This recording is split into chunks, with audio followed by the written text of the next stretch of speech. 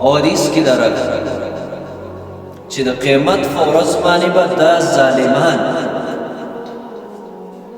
او دا لوی کوونکي د میږو په شکل کې او خلق به د پاسه پرېږدي د پاسه به خلق ګرځي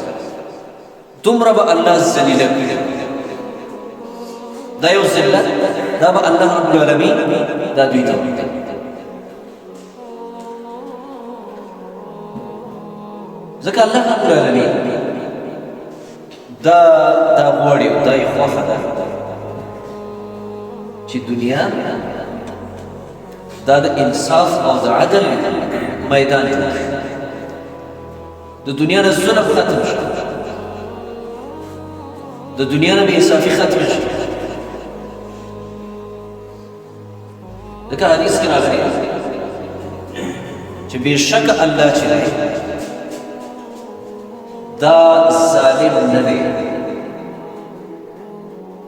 پخپله ظالم نه دی او چې څوک ظلم کوي هغه یې هم خوښ نه دی هغه یې ناخوښه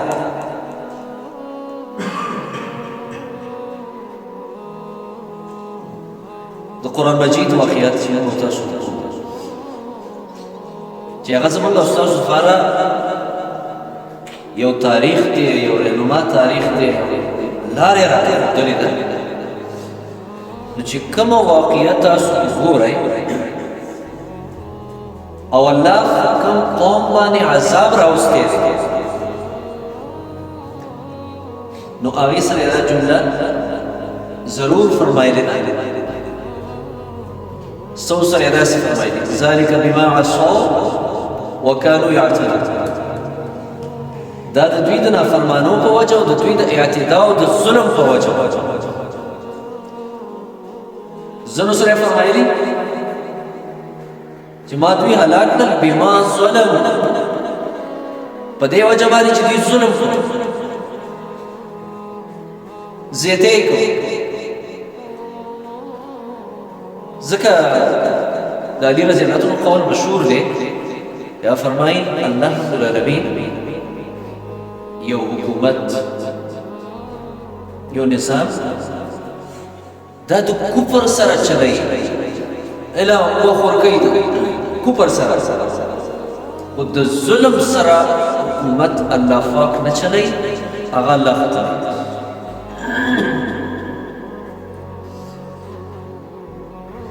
حدیث کې راغلی نبی علیه الصلاة والسلام فرمایي اتقوا الظلم فإن الظلم ظلمات يوم القيامة ظلم نه ځان وساتئ ځکه ظلم به د قیامت په ورځ باندې تیارې وي د تیارې او د تورتم په شکل کې وي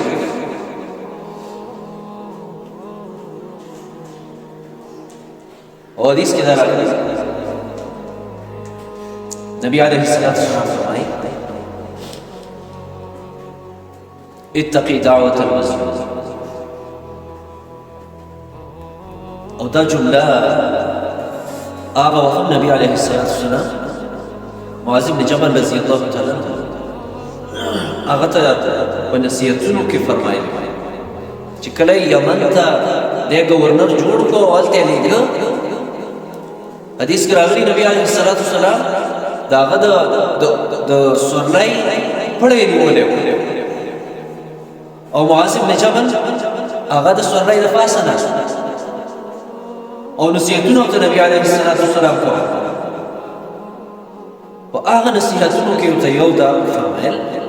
چې ایاک والتنعم فإن عباد الله ليسوا بالمتنعمين اے معاذ ګوره د دنیا د مزو او د خوندونو نه ځان وساته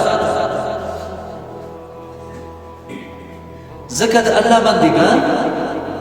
دا به د مزو او د خوندونو والا دي او بیا ورته وفرمایل چې ای معاذ